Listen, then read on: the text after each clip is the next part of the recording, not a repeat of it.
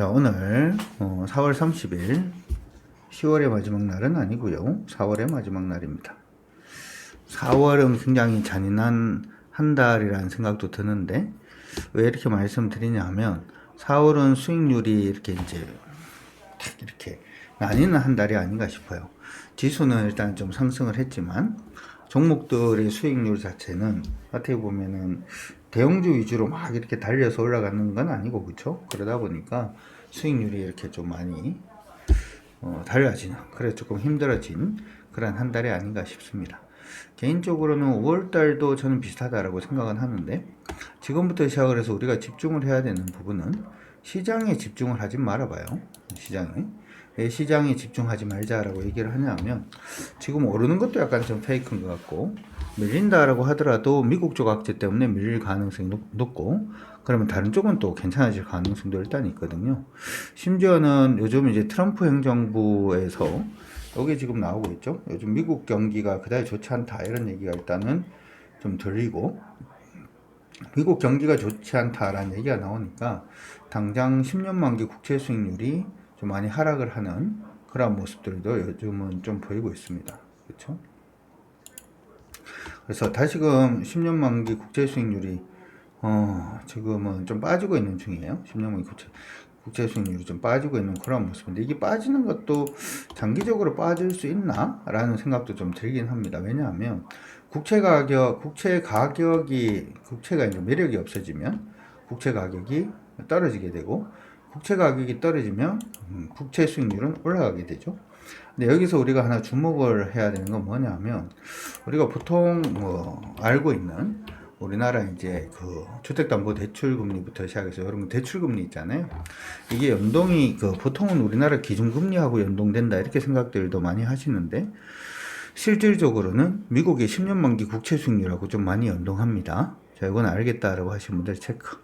좀 많이 연동하는 경향이 좀 있습니다. 그래서 최근에 이제 미국 국채를 이제 유통을 할 때, 신규로 이제 발행을 할 때 사줄 수 있는 매수처가 불안하다 부터 시작해서 미국 경기가 불안하다, 달러도 불안하다, 이런 얘기가 나오면서 10년 만기 국채 가격이 좀 많이 하락을 했고, 가격이 하락하다 보니까 수익률이 좀 많이 오르는 그런 모습이 일단 있었고, 최근에는 여기 다시금 조금은 안정화를 취해주고 있는 모습이 나타나고 있습니다. 그러다 보니까 지금 주담보대출부터 시작해서 대출금리 자체가 좀 빠지는 그런 모습이 일단 있었고, 이런 대출금리가 빠지다 보니까 시장 안에서는 사실 이제 금융주가 실적이 나쁘지 않았죠. 실적이 나쁘지 않았는데 못 오르는 그런 모습이 일단 있었다가 최근 들어서는 이제 또 강세 움직임을 보여주는 모습들도 일단 보이고 있습니다. 오늘은 증권주들도 대부분 또 강세 움직임 보여주고 있는 그러한 모습이 보여주고 있고요. 그래서 미래에셋증권 오늘은 8%까지도 급등을 해주고 있는 모습이 보이고 있는데, 항상 차트를 볼 때는 좀 길게 보자 라고 얘기는 해드리고 있죠. 요거는 지금 돌파는 했습니다. 자, 미래에셋증권 같은 경우에는 사실 이제 제가 증권사를 좋아하지는 않아요. 저도 이제 증권사 출신이다 보니까 우리 옛날에 그런 얘기가 굉장히 많았거든요. 증권사 직원들한테 보통 금융권에서 대출을 많이 해줘요. 저 때도 1% 정도 받았는 것 같은데, 대출 금리를 그 정도 받고 이제 직원들한테 이제 대출을 해주면 그걸 보통은 처음에 실적하기 위해서 그 대출을 받아서 뭔가 상품에 투자를 합니다. 상품에 투자를 하고 난 다음에 그러면은 이제 주식 담보로 대출을 받든 아니면 대출을 받았잖아요. 갚아야 되는데 증권주들이 오르질 않다 보니까 이렇게 자사주를 매입한다든지 해도 이제 빠져나갈 수가 없는 거지, 증권사에서. 그런 경우가 이제 비일비재했고, 실제로 그런 것들 때문에 증권주를 썩 좋아하지는 않습니다. 거기다가 저는 증권주가 앞으로 돈 벌기가 더 힘들어지지 않을까? 그런 생각도 좀 하거든요. 그 수수료 싸움도 하고, 이제는 해외 주식도 수수료 인하 이런 부분도 하다 보니까 돈 벌기가 쉽지는 않은 것 같습니다. 근데 미래에셋증권 같은 경우에는 연금 쪽으로 옛날부터 열심히 달렸기 때문에 가능성은 있지 않을까, 이런 생각도 일단 드는데, 차트를 길게 봤더니 미래에셋증권이 박스권으로 움직이고 있는 거 보입니까? 보이시는 분들 체크. 물론 박스로 움직이기 때문에 무조건 박스권 상단으로 간다, 이렇게 생각하기는 조금 어려울 수도 있습니다만은 지금 박스권으로 움직이고 있고 박스권 상단 지금 돌파를 이제 막 하고 있기 때문에 여기서 안정을 취하면 일단 한번 또 봐줄 수 있는 종목이 되지 않을까 생각을 합니다. 그래서 어쨌든 금융주들이 조금 오르고 있는 모습을 보여주고 있는데 오늘은 증권주들이 대부분 좀 강세 움직임을 보여주고 있어요.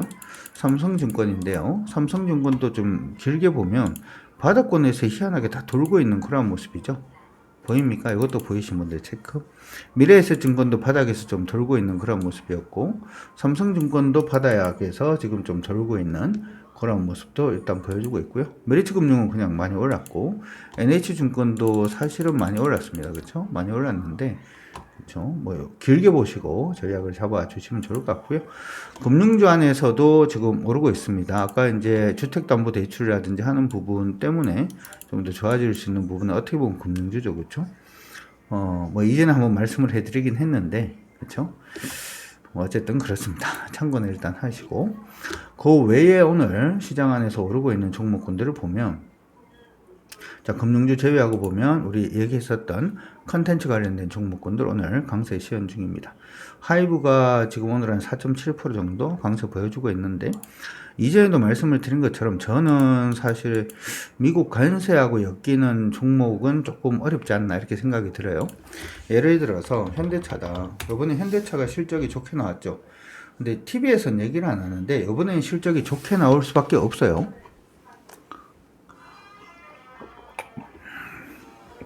왜 좋게 나올 수밖에 없냐 하면은 저번에 그 얘기가 한번 나왔는데 관세 매긴다라는 얘기가 나오고 난 다음에 현대차가 미리 막 그 미국 그 차고지에다가 차를 엄청 많이 밀어넣었거든. 관세 맞기 전에. 들으신 분들 체크. 관세 맞기 전에 막 현대차를 거기에 막 넣을 수 있는 만큼 차를 다 집어넣는 거야. 그러면 자동차를 그 구매하는 사람들 입장에도 관세 맞으면은 차값이 올라가니까 차를 좀 빨리 사야 되겠다 이렇게 생각을 할 수가 있겠죠. 그 수요 자체가 사실은 지금 들어가 있는 부분이기 때문에 현대차는 이번 1분기 실적은 저는 별로 의미가 없다 이렇게 생각을 하고요. 본격적인 이제 관세 부분에 대한 실적 부분은 2분기부터가 아닌가 이렇게 생각을 합니다. 그리고 지금 트럼프가 그리고 여러분들이 이거 헷갈리면 안 돼요. 헷갈리면 안 되는 게 뭐 헷갈리면 안 되냐 하면 시장에서 그거 얘기가 나오더라고요. 여러분들도 아마 다 들어보셨으리라 생각이 드는데 미국 같은 경우에는 미국 지금 뭐 하고 있나요? 자동차 관세 낮춘다. 뭐 이런 얘기 했던 거 요 얘기하고 중국은 반도체 관세 내린다. 뭐 이런 얘기 아마 들어보셨죠? 들어보신 분들 체크. 이렇게 하니까 미국하고 중국하고 서로 관세를 내리네. 그럼 관세가 피크가 아닌가? 피크를 지난 게 아닌가? 이렇게 이제 생각을 많이 하시던데, 자, 요걸 한번 검색을 해서 말씀을 한번 해드리도록 할게요. 미국에 이제 우리가 미국 자동차 3사, 미국 자동차 3사, 자동차 공장,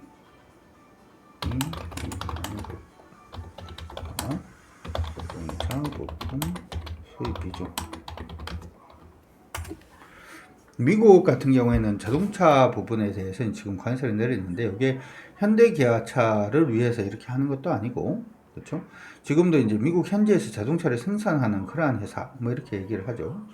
지금 GM 같은 경우에 지금 보시면 GM이 이제 공장이 있는 부분이 여기에 공장이 있단 말이죠. 자동차 공장이 미국 내에 지금 미시간주 디트로이트 뭐 이런 데 있고 오하이오 텍사스 뭐 이런 식으로 돼 있는데 더 많은 부분의 공장이 지금 보면은 미국, 멕시코, 캐나다에도 공장이 있어요. 그러니까 얘들은 지금 미국 회사인데도 불구하고 관세 영향을 받겠죠. 맞나요? 포드 같은 경우에도 지금 보면 미시간주 같은 켄터키라든지 일리노아주에 자동차 공장이 있는데 이거는 두 번째는 포드입니다. 포드가 이렇게 공장이 있긴 한데 지금 보면은 멕시코하고 멕시코 캐나다에 또 공장이 있어요. 그러니까 얘들 같은 경우에는 지금 이거는 관세를 안 받고 얘들은 또 관세를 받는 거죠. 스텔란티스 같은 경우에도 캐나다라든지 멕시코 이런 쪽으로는 있습니다. 그리고 지금 미국 자동차 3사가 자동차 부품 수입 부분이 그리고 저쪽에서 공장이 짓는 게 비중이 높아요. 지금 자동차 부품 수입이 45에서 50% 정도를 멕시코하고 캐나다에서 또 수입을 하고 있거든요. 오케이? 수입을 하고 있으면 이거 전부 다 관세 맞는 거잖아. 이해 갔습니까? 이해 가신 분들 체크. 뭐 이렇게 되다 보니까 그러면 이거 싹 다 이제 관세 부분에 대해서 노출이 막 되기 시작을 하는 거죠. 그렇죠? 그래서 이거 지금 이 얘기가 나온 거예요. 자동차 관세 낮춘다는 얘기가 중국하고 뭔가 협의를 해서 그런 게 아니고 그렇습니다. 그러면은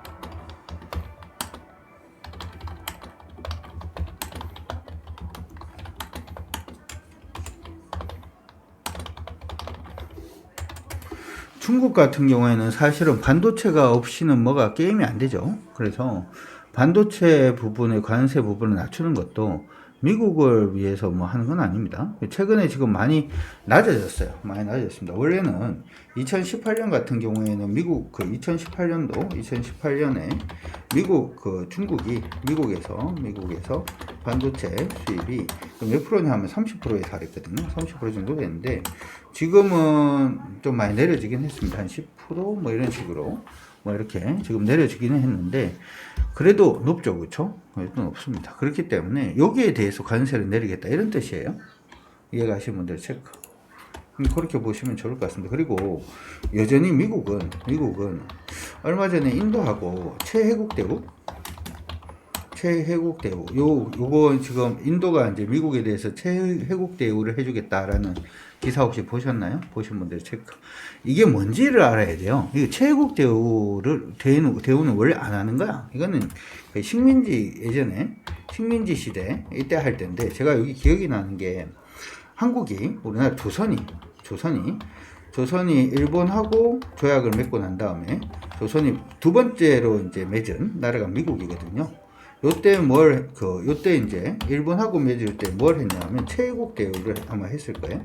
최혜국 대우는 뭐냐면 이게 이제 관세라든지 뭔가 이제 외국하고 뭔가 협정을 맺을 때 만약에 뭐 예를 들어서 한국하고 미국하고 관세 조약을 맺었는데 한국이 미국한테 관세를 25%를 주기로 했다라고 만약입니다.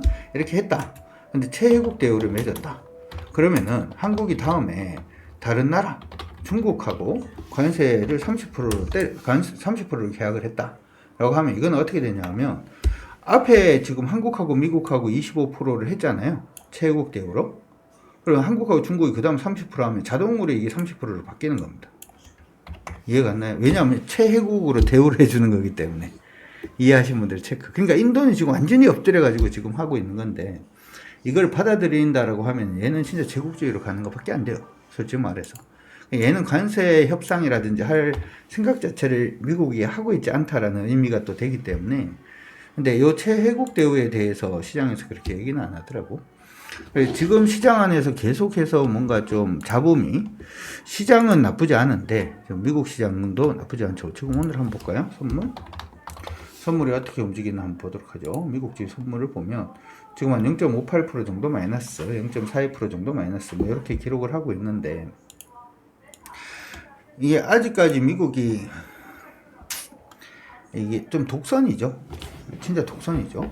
아침에도 한번 얘기를 했습니다만은 어제 이제 기자회견을 할 때 대변인이 나와서 했나요? 아니면 누가 얘기를 할 때 그 얘기 했었잖아요. 한국 지금 보니까 인도하고는 최혜국 대우로 이렇게 하는데 대신에 인도가 요구를 했죠. 중국에서 생산하는 모든 생산 설비를 인도에다 넘겨달라. 우리는 뭐 미국이 우리한테 관세를 때리더라도 우리는 미국산에 대해서 무관세로 가겠다. 완전히 엎드린 거잖아요. 그리고 최혜국 대우를 해주겠다. 뭐 이렇게 얘기를 하면서 대신에 중국에 있는 미국 관련된 제조 단지를 전부 다 인도로 가지고 와달라. 근데 이것도 사실 좀 어불성설인 게 인도가 인프라가 안 돼 있어요. 정전된다, 정전. 공장 돌리는데 정전되면 이게 난리죠, 그렇죠? 하여튼 뭐 그렇게 지금 하고 있는데, 지금 그거 말고 지금 일본하고도 협상이 잘 안 되고 한국하고도 협상이 잘 안 되고 있죠. 그러면서 이제 그 얘기를 했잖아요.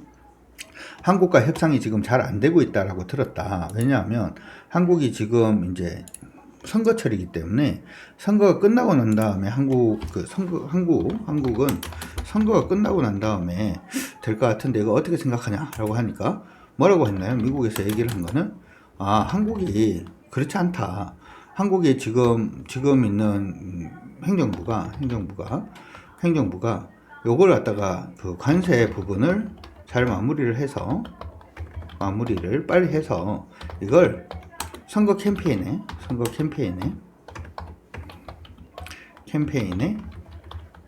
사용하려고 유리하게 유리하게 사용할 수가 있기 때문에 빨리 될 거다 이렇게 얘기를 했단 말이야. 이 얘기를 들으니까 어때요? 그렇게 할 것 같나? 유리할 것 같아? 관세 협상? 이건 어떻게 해도 욕먹는, 그쵸? 이건 어떻게 해도 욕먹는데. 그러니까, 미국 자기 생각만 그냥 하는 거죠. 그런 생각이 그렇게 해도 좀 생각이 듭니다. 그래서, 저는 이게 앞서서 자동차 관세를 내린다, 반도체 관세를 없애준다, 내린다, 하는 부분 자체가, 이게 그 관세 부분이 피크를 지나고 있다, 이런 식의 개념은 아니라고 생각합니다. 오케이? 알겠다 하시면 체크.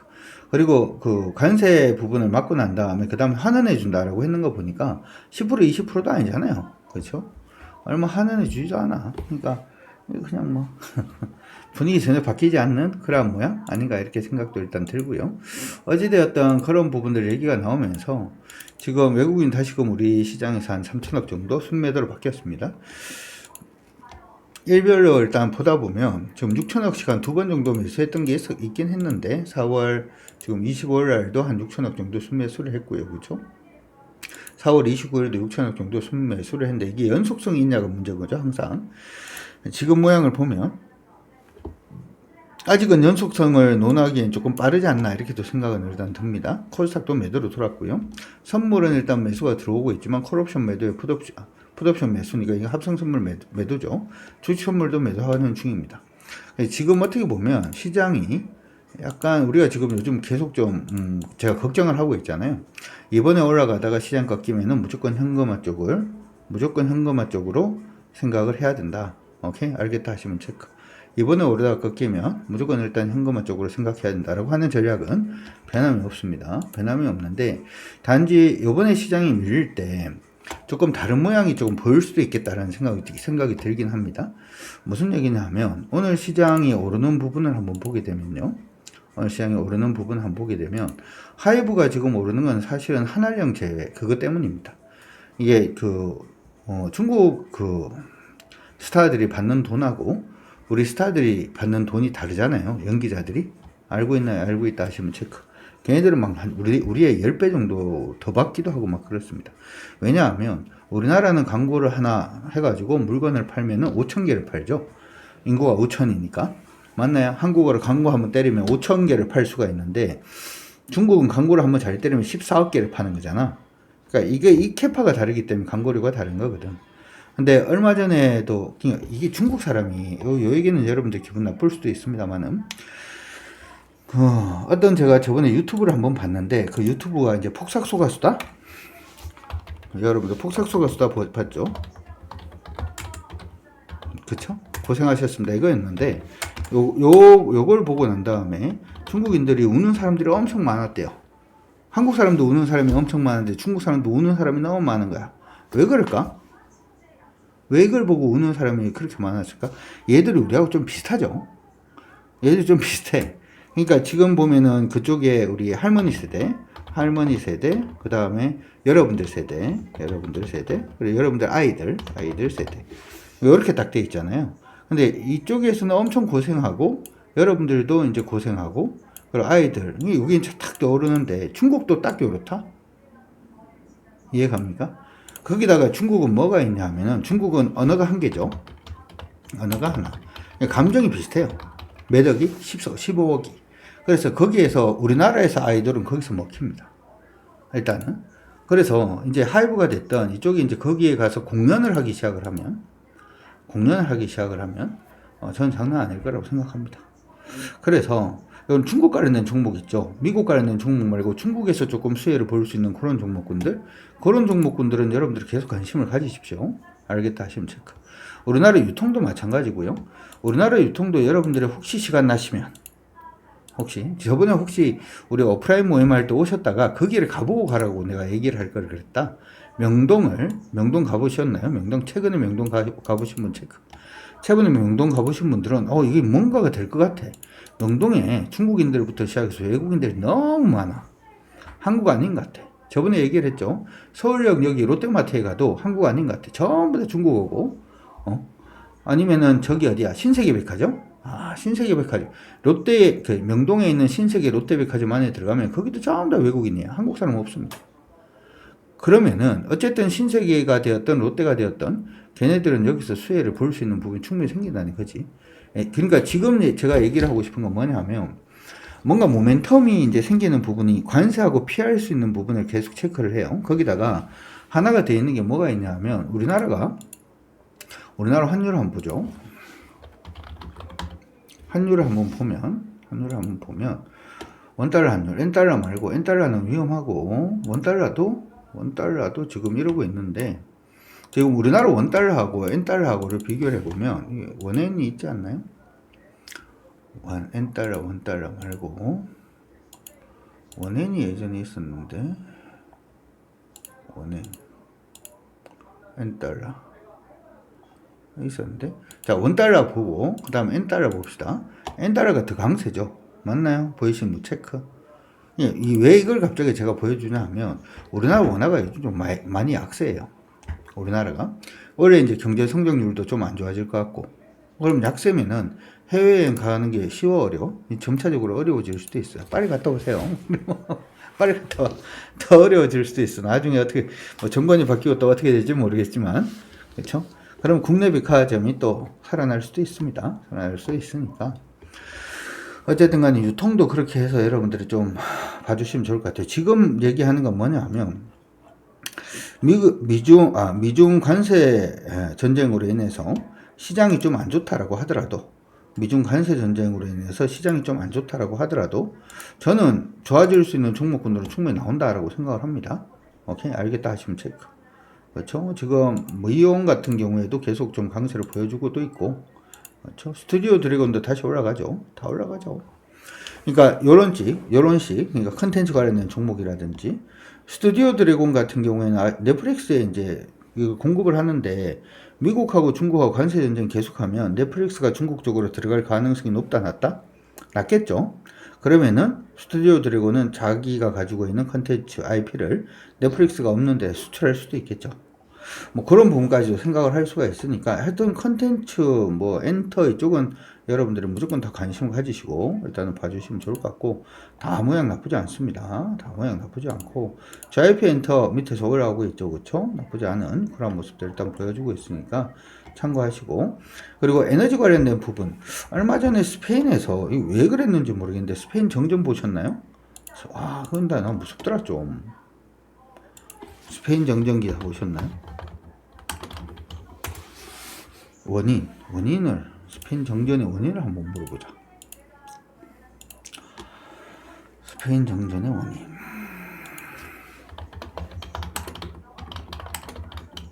근데 전기가 탁 끊기니까 진짜 심각해지더라.